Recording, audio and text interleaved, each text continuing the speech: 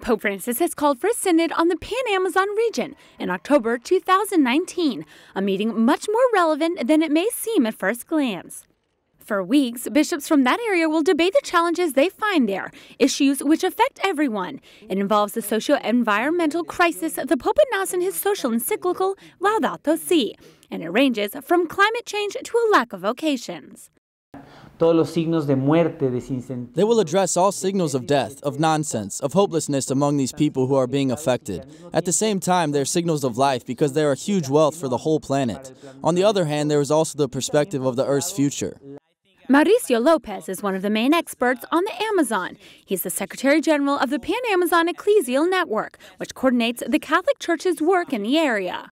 According to statistics, the future of the planet depends heavily on the Amazon basin. For example, 20% of the Earth's potable water supply and 20% of its oxygen are produced there. Therefore, many of our decisions have grave consequences on the region. The future of all human beings also depends on whether or not we take care of these living spaces, of these forests, of these waters, but above all, the richness and the knowledge of their populations.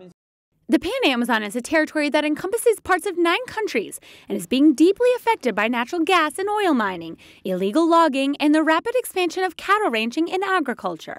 The 1 million indigenous people who live there are those affected most. The region is composed of some 400 populations, each with its own language, culture, and territory.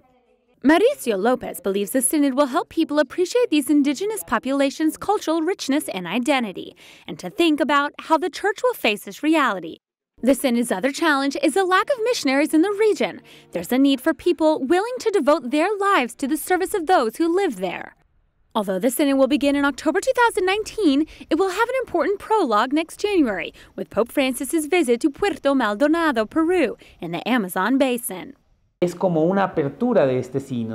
like an opening of this synod. We believe it will give clear indications. The fact that the Pope will find himself among the ancient, indigenous, and rural communities, that is already giving us an idea of where this long-awaited synod could take things.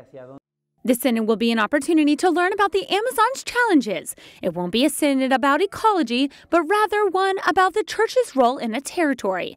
Attendees will have different perspectives, but will hopefully produce more than a fragmented response.